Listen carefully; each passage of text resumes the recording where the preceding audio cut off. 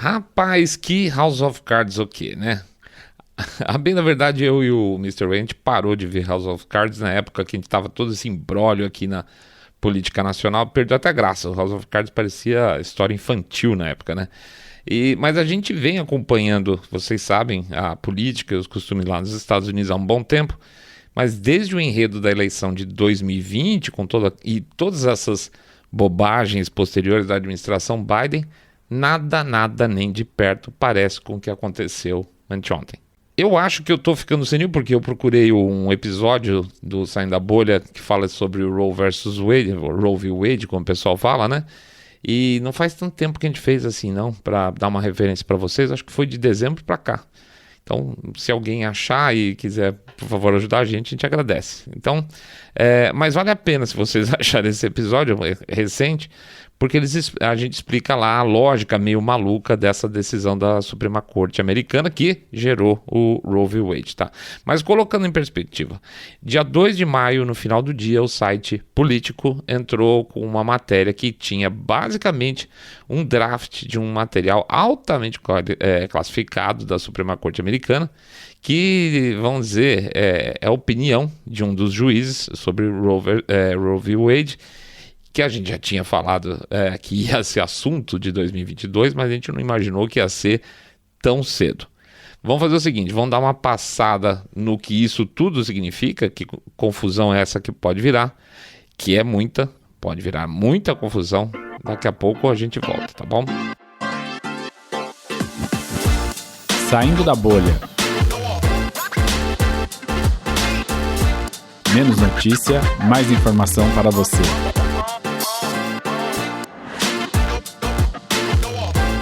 Roe v. Wade não é só sobre bebês.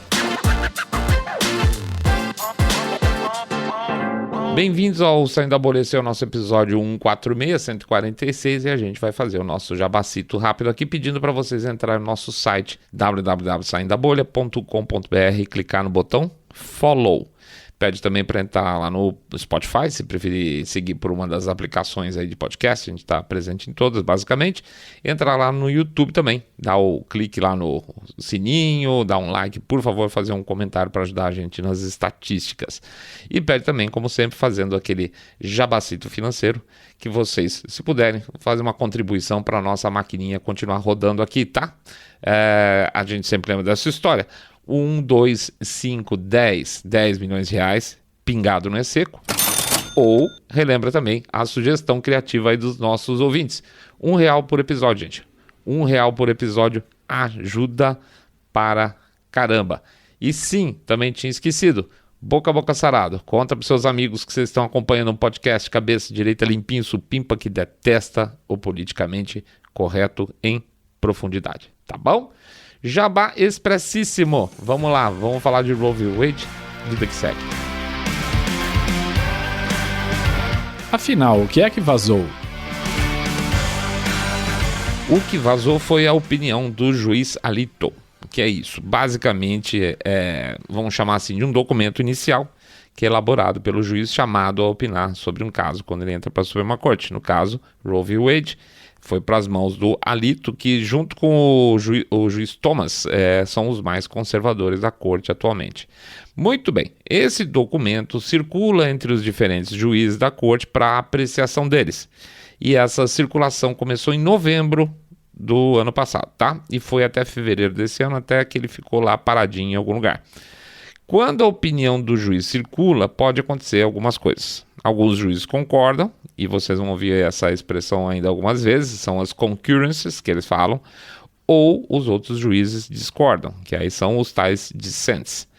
No caso, o que gerou o cabum todo é que o documento já tem o parecer prévio de alguns juízes que se mostraram a favor do que ele disse, gerando aí um placar de 5-3 a favor do fim da Roe v. Wade. Isso significaria que se todos mantivessem, então, essas posições, o que não é uma certeza, Roe v. Wade iria para o espaço. Isso, no documento de 80 e tantas páginas, tem juízes que falam, olha, Do tipo, olha, eu não concordo com todos os seus argumentos, a verdade eu tenho alguns argumentos que eu gostaria inclusive de acrescentar, ou eu tenho alguns argumentos que eu não aceito e retiraria, mas no geral vou fazer então aqui meu draft também, mas eu vou votar junto com você, tá? Eu vou votar junto com você, dá o tal do placar de 5-3 para derrubar Roe v. Wade. Então estariam nesse pé aí o juiz Alito, que é obviamente aquele que escreveu, os juízes Thomas, que eu comentei lá, que junto com ele talvez seja o mais conservador, o Gorsuch, o Kavanaugh e a juíza Barrett. Os 3 últimos foram indicados pelo Trump. E ficariam contra os juízes indicados pela esquerda democrata. E pode acreditar que eles são bem de esquerda. A juíza Sotomayor, a juíza Kagan e o juiz Breyer. Que esse Breyer aí é aquele que pediu as contas recentemente. Lembra que aí no lugar votaram a favor para entrar a tal da juíza Jackson, que é aquela que não sabe definir o que é mulher, mas vai ter que definir o que é aborto. Não é interessante? Ora, que ironia. O que o juiz Alito diz que gerou toda essa doideira? Aliás, só resumindo, porque se tem falado muita bobeira aí, rapidinho de Roe v. Wade. Roe v. Wade começa com uma entrada lá, uma discussão dentro da Suprema Corte a respeito da validade do aborto, da constitucionalidade, tá? Com essa decisão, federalizou a decisão sobre direitos de aborto, tá? Então, a Suprema Corte americana fez uma lei. Basicamente é como se eles sentassem, eles achassem que eles são o Congresso lá, e falou assim, vamos bolar uns critérios aqui para aborto. Primeiro trimestre é livre para abortar. Segundo trimestre, cada estado pode estabelecer alguns critérios. Terceiro trimestre tem que ser critérios mais específicos, mais fechados, porque aí o bebê já está viável, então sacanagem. Essa questão foi revisitada mais tarde, a gente já contou naquele outro episódio, e depois nessa vez que ele foi revisitado, houve algumas alterações em relação à viabilidade, tá? Então, basicamente, o que acontece não é que a Roe v. Wade fala que todas as mulheres têm direito ao aborto, ponto, acabou. Não é isso que acontece, mas de alguma forma ela liberaliza certamente para o primeiro trimestre, tá? Então, muito bem. Bom, o juiz Alito foi, então, analisar a questão toda, foi no básico da questão, que a gente já mencionou antes no podcast, que o Roe v. Wade é uma lei que não passou pelo Congresso, e por isso ele é perneta, tá? Ó a orelha da Lana aqui.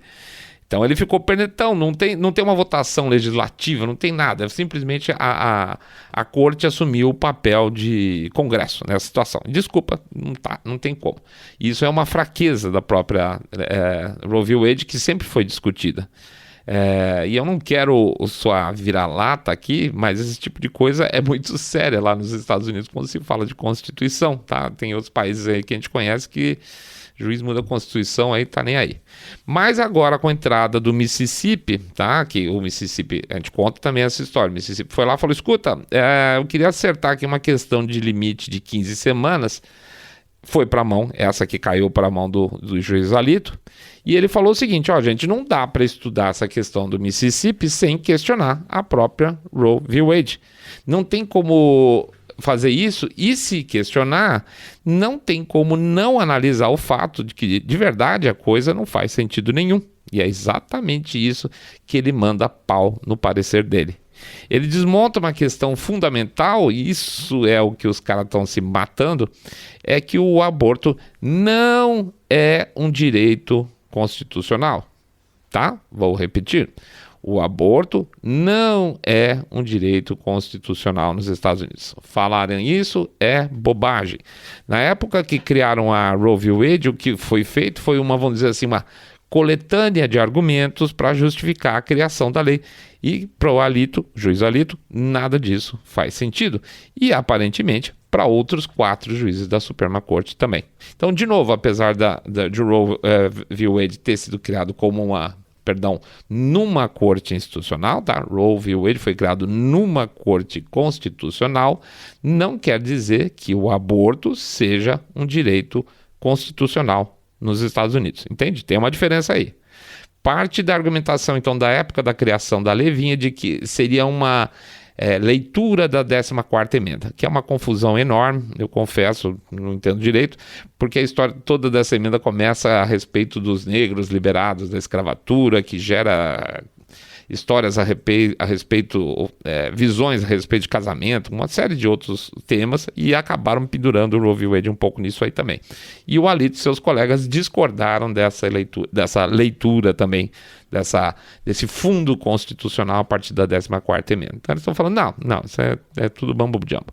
Portanto, o que deve ser feito é que, para a questão do aborto, deve existir uma matéria legislativa a respeito.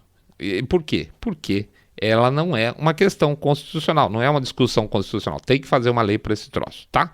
E quem define esse tipo de legislação não é a União, são os estados. Lá é uma federação, certo? Então, olha, o que os caras estão falando assim, em última análise, caindo o Roe v. Wade não significa que acabou tudo lá. Significa que tudo vai ter que ser discutido novamente, estado por estado. E vão ter estados mais restritivos e vão ter estados mais liberais. E o que eles estão arrancando os cabelos aí é que vão ter estados mais restritivos, é óbvio, tá? Então, só que é aquela história de sempre, o pessoal não quer entender que existem opiniões diversas em públicos diversos. Eles acham que sempre quem tem que dar as cartas é a esquerda com o ponto de vista dele. O grande problema é esse aí.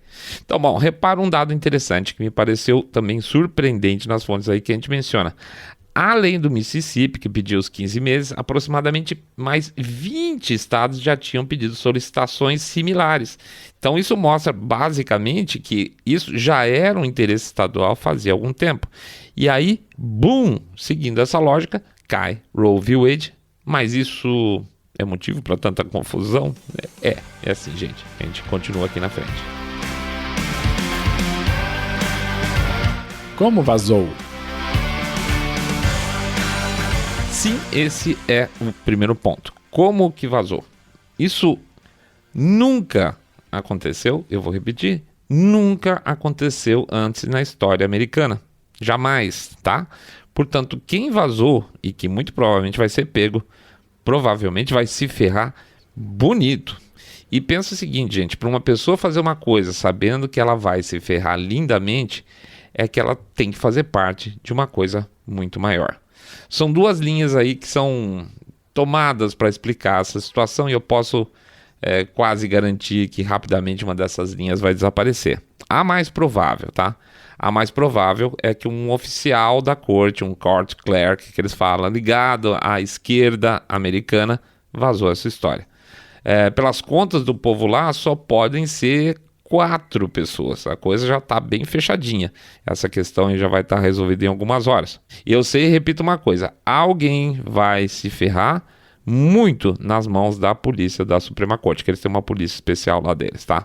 O objetivo seria criar então o quê? Um climão, né? Fazer a coisa ficar enrolada. Eles sabem, os democratas sabem que eles vão tomar uma baita de uma surra agora esse ano, então eles precisam começar a melar o jogo desde agora. E uma das coisas mais marcantes disso tudo é que na mesma noite que sai a matéria do Político, tá? À noite sai a matéria do Político, em questão de horas, e eu não estou falando de 8 horas, estou falando de 2, 3 horas, tinham mais de 1.000 pessoas já na frente da Suprema Corte protestando. Nossa, né? Que capacidade de organização, visto que ninguém sabia de nada. E o mais interessante ainda é que esse povão que estava lá na frente, estava protestando, estava também gritando Pack the Supreme Court, Pack the Supreme Court. E o que basicamente eles querem dizer? Basicamente eles querem entupir a Suprema Corte com novos juízes, tá? Uma coincidência todos os manifestantes lá se juntarem organicamente e de repente todos também serem favoráveis a que o número de juízes da Suprema Corte aumente. Porque como nós estamos aí no meio da administração democrata, não podemos esquecer, se subir o número de juízes da Suprema Corte, é o Biden que vai indicar todo mundo, certo? Quantos mais? Mais 3, mais 5, mais 7, por via das dúvidas, para não deixar dúvida. E se isso acontecer, meus amigos, já era, né? Já era a instituição Suprema Corte americana, vira uma instituição de fachada só para decisões favoráveis à esquerda. Um tipo de uma manobrinha que eu já vi em algum lugar do tipo Venezuela. Pois é, Lá também teve disso. Eles também gritavam pelo fim do filibuster, ou seja, para o fim do direito das minorias partidárias, ou seja, no caso, republicanos hoje, com um certo número de votos, poderem bloquear matérias. Então, pensa, vai passar qualquer coisa e a Suprema Corte valida tudo, né? Eles adoram uma democracia. Puxa, como esses democratas e essa esquerda radical adoram uma democracia, né? Mas o ponto é, tudo isso tem que ser rápido, porque novembro está chegando e tem a chance real das duas casas, Senado e o Congresso, passar para as mãos republicanas. E aí acabou, porque não adianta acabar com o filibuster se você é a minoria. Aí eles vão querer o filibuster de volta, né? Então, eles têm que fazer isso correndo enquanto os republicanos são minoria, certo? Toda essa lógica pseudo-democrática que eles estão gritando nas ruas hoje perde o sentido se republicanos ganharem as duas casas, principalmente. A segunda opção, que não é no caso dos democratas e a esquerda, menos provável eu diria, mais possível, é de que um interno da Suprema Corte conservador teria vazado. Qual que é a justificativa para quem conta essa história? O objetivo seria deixar a pressão sobre o tema aborto vazar agora para não atrapalhar mais tarde as coisas próximas às eleições. Me parece uma história muito fraca, mas não impossível, tá? Mas qualquer que tenha sido a mão, esquerdo, direita, republicano, democrata, vai se ferrar muito e eu torço para que se pegar a pessoa certinha, se ferre exemplarmente. E os próximos passos? Uma das possibilidades é que expostos aí, os juízes conservadores se sintam, pelo menos um se sinta, por exemplo, pressionado a mudar de opinião. E aí basta um 4-4, né? E aí o Chief Justice, que é vamos dizer, o cabeça da coisa, que é o juiz Roberts, entraria para desempatar. Teoricamente ele é conservador, só que não, tá? O juiz Roberts é a famosa decepção entre os juízes da Suprema Corte conservadora lá. Vocês podem fazer algum paralelo nacional. Certamente, então, se o Roberts for votar, vai virar 5-4 e acabou o sonho de derrubar a Roe v. Wade por muitos anos de novo. E aí nós vamos ver os abortos perinatais, por exemplo, em breve, né? E só para quem não se lembra, um aborto perinatal é aquele que pode ser feito até alguns dias após o nascimento de uma criança, também chamado por qualquer pessoa que não seja normal de infanticídio. Outro ponto talvez mais preocupante seja a segurança física dos juízes, e aqui a coisa pega. A partir do momento que o político publicou a matéria, ele colocou, sem nenhum exagero, uma arma na cabeça dos 5 juízes conservadores, sem exagero, gente, mesmo, tá? Quando o Planned Parenthood, que é a ONG que faz a defesa e lobby a favor do aborto, disse, logo depois da veiculação dessa matéria do político, que para eles o aborto era uma causa sagrada, tá? A expressão foi essa, é uma causa sagrada, e dá licença eu vou voltar aqui, nós estamos falando aqui de uma abordagem literalmente religiosa sobre o tema. Religiosa no sentido dogmático, tá? Isso é literalmente um chamado para qualquer maluco resolver a justiça com as próprias mãos e, por exemplo, matar uns juízes. Se você acha que eu estou exagerando, vamos lá. Vocês viram que essa semana, agora, semana passada, no Dia da Terra, um cara foi lá e botou fogo no próprio corpo em protesto contra a ausência de ações contra as mudanças climáticas? Então, tem louco mesmo. Esses caras não têm nenhum pudor em se martirizar hoje em dia, tá? A gente só não viu casos ainda de homem-bomba por lá, porque ainda não é costume, tá? Mas eu não duvido que isso chegue uma hora mais cedo ou mais tarde na extrema esquerda americana, tá? Só que dessa vez os conservadores estão de cabelo em pé, pois a gente não é o único aqui falando de conversa fiada sobre o tema. Será que é bom, não é bom?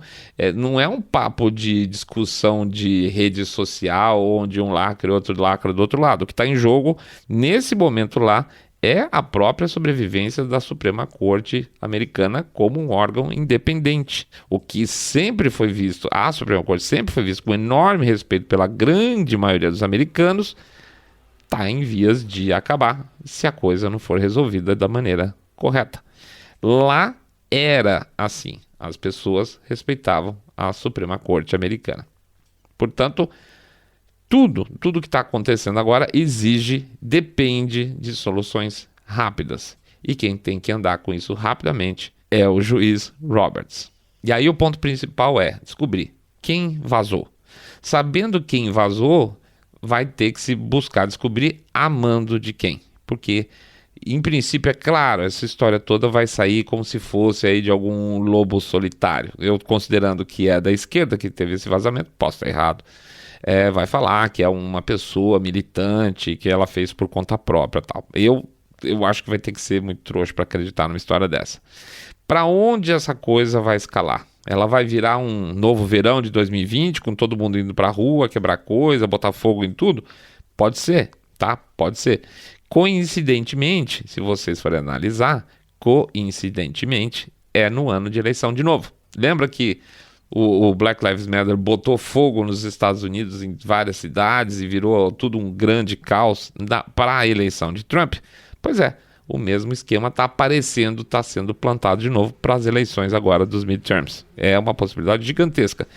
E como isso vai impactar o público? Vai ser fundamental, então, explicar para as pessoas, explicar para todo mundo o seguinte: Roe v. Wade não significa que o aborto acabou nos Estados Unidos. Significa que ele vai passar a ser decidido estado por estado. Todo mundo está falando, se passar Roe v. Wade, acabou o aborto nos Estados Unidos. Não, não é. Acabou o direito ao aborto nos Estados Unidos. Não, não é. Acabou a proteção federal para basicamente, o último trimestre, que nem estava funcionando mais. Aliás, parte da direita também podia deixar de atrapalhar um pouco falando bobagem, dizendo que tudo está resolvido, etc, tal, que o aborto foi proibido. Não está acontecendo nada disso. A história, gente, não é essa. Quem está comemorando o fim da Roe v. Wade por causa dessa história está errando, e está errando feio. A questão aqui é um golpe contra a Suprema Corte americana com finalidade de gerar desestabilização política em ano de eleição. Essa é a história. Essa é a história principal. E isso, além de tudo, se de repente um juiz não perder a vida, tá? Portanto, eu peço, corrijam quem falar essa história errada. A história certa não é essa. E um favor que vocês podem fazer para os conservadores. Aliás, para alguns libertários também, se você for parar para analisar. No episódio do Açougueiro de Washington, eu comentei que a minha visão parcialmente libertária sofreu um choque quando o assunto era aborto. E como o nosso público aqui do Saindo da Bolha é do cacete, um ouvinte me mandou um trecho de um dos ícones aí libertários americanos, que é o Dr. Rand Paul. Tá aí, ele também era contra o aborto, eu não sabia, tá? Como princípio. Eu vou citar o trecho de um livro dele que fala sobre isso.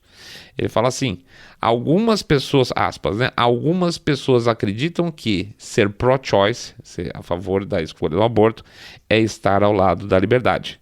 Eu nunca entendi como que um ato de violência matando um ser humano, ainda que pequeno, em um lugar especial, pode ser retratado como direito precioso. Pois é, doutor Paul, estou com o senhor nessa também. Tá bom, pessoal? Então vamos ficar de olho acompanhando essa história que pode esquentar muito ainda esse ano. Vamos lá, vamos fazer o nosso Jabacito Expresso aqui no final. Pedir para vocês entrarem no site www.saindabolha.com.br, clicar no botão Follow this podcast ou seguir a gente no Spotify, Podcast Addict, Google Podcast, Apple Podcast. A gente pede também para vocês fazerem um share do episódio, porque as plataformas dão uma bloqueada sarada na gente. Pede para fazer o boca a boca sarado, contando que vocês estão acompanhando o podcast Cabeça Direita Limpinho Supimpa, que detesta, abomina o politicamente correto e toda essa baboseira que está acontecendo agora lá na Suprema Corte Americana. Pede também, por favor, para vocês não esquecerem do nosso canal do YouTube lá. Dá um likezinho, faz um comentário, clica no sininho para receber notificação. E, finalmente, faz o nosso Jabacito Financeiro, pedindo para vocês também ajudarem a gente a poder manter a nossa maquininha funcionando, fazendo os podcasts, fazendo vídeos e tudo mais que a gente tem pela frente. Material bacana vai sair muito em breve, eu prometo para vocês, tá? Material novo. O que a gente fala então? Que 1, 2, 5, 10 milhões de reais pingado nesse seco. Ou relembra a sugestão criativa dos nossos ouvintes de que R$1 por episódio ajuda pra caramba. E é a mais pura verdade, tá bom? É isso aí, meio de semana ainda, tem um monte de coisa. Vixe, vai ser uma correria, tô vendo tudo. Vamos lá, vamos pra frente. Fiquem bem, fiquem todos muito, muito mais super bem. Saindo da Bolha.